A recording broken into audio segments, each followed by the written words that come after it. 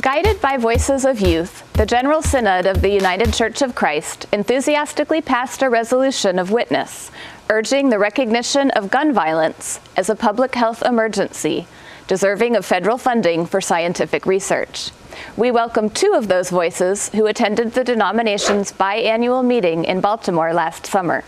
We welcome Michaela Purvis, a senior at Kenwood Academy High School in Chicago and a member of Trinity United Church of Christ. And we welcome Kyle King, a senior at Urban Prep Bronzeville and a member of Lincoln Memorial Congregational United Church of Christ. And we welcome Reverend Dr. Verdi Powell, Associate Conference Minister for the Chicago Metropolitan Association of the United Church of Christ, who is also at the Synod. Can you tell us a little bit about what it was like to attend the Synod? It was a fun and cool experience, you know what I'm saying, getting to meet the different people and cultures in Baltimore. Okay. And were there other youth there? Yes, but we were the only youth delegates there, me and my 3 peers. Okay. And what was it like to be a youth delegate?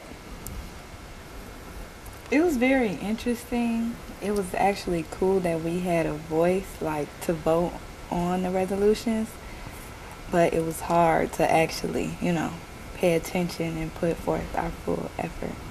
Yeah, meetings can be very long. Mm-hmm. And you had this resolution about gun violence. Can you tell us a little bit about the process of getting a resolution passed? Normally what happens is a local church or a group of local churches in a particular conference get together, decide on issues that are important to them, and then they write it up and they send it into the denomination. The denomination takes a look at all of those that come in and decide which ones will go before the floor of the General Synod. And so that's what happened in this case. This one went before the floor, had lots of conversation and discussion around it, and then a vote. How has gun violence affected you all personally? We were going to the park, to have fun, me and my 3 friends, all boys, and we were just playing football in the park. And our car had drove by and started shooting, and we had to duck and try to get away from the bullets, and we had ran home. But ever since that, we have kind of been like very more careful, moving around, because anything can happen. So yeah. I'm sorry you went through that. Okay. But I imagine that motivated you to go on this trip too. Tell people about my experiences and what's going on in Chicago and how it needs to change. When I was about 12 years old, it was a Father's Day picnic close around my house. And me and my family, my whole family, went to attend. And I guess a couple of people had got into an altercation and they just start shooting. They just start shooting everywhere. And it was just nerve-wracking because my whole family, most of my immediate family, were there. So it was just a lot to take in and, Absolutely. actually calm down and know how to react to that type of moment. But then after that, it's the norm. Because I go to a football game, my school's football game, and as soon as it's over, people go to their cars and it's it's time to go. Somebody get into an altercation and then they could be shooting right after that. So especially after the event, just to go home. Reverend Verdi, can you tell us about the church's role in this? Yes, apparently it's not all that it should be. Mm-hmm. And I do hear what our young people are saying, and we do feel what they're saying. We do try to make a difference and to change things, but it's going to take more than just a few people in the church. And while we organize and protest and march and pray, and all of those things are good things, there needs to be a little bit more effort and thought put into the things that we need to do for our young people. And so we have taken their concerns seriously. And no, I don't know exactly how it feels. I can empathize and I can sympathize. I've never had a friend of mine shot and killed. And so I can't know what they are going through, but I can empathize with them. In the Chicago Metropolitan Association, one of the initiatives that we have pulled together and that we are putting to work, and it doesn't seem like it's fast enough, but it's an initiative called Off the Pews. And that initiative is one that is being creatively implemented to give youth who are prone to take this kind of action, the violence action, and offer them an alternative. And it's slow going because we have to build trust and then we have to build relationships.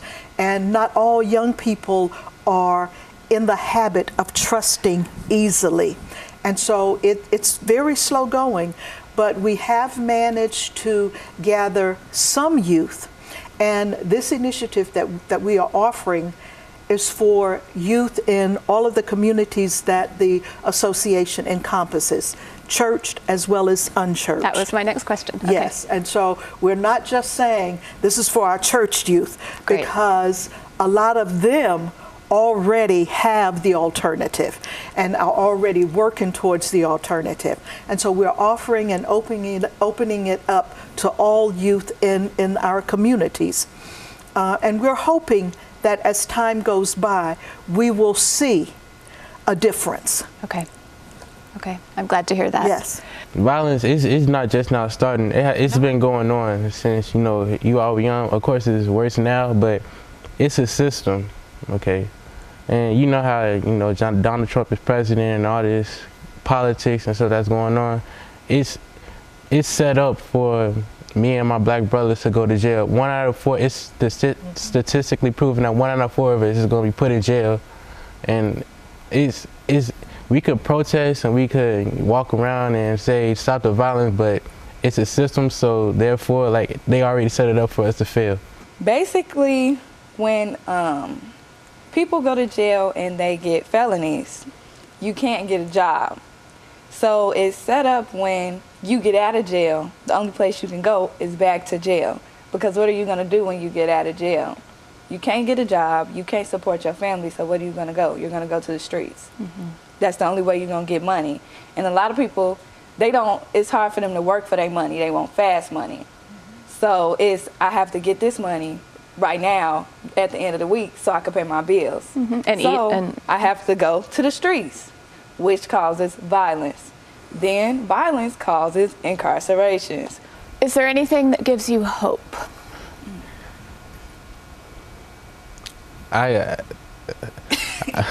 Be honest. I go to urban prep, mm-hmm. and it's a 100% college acceptance rate.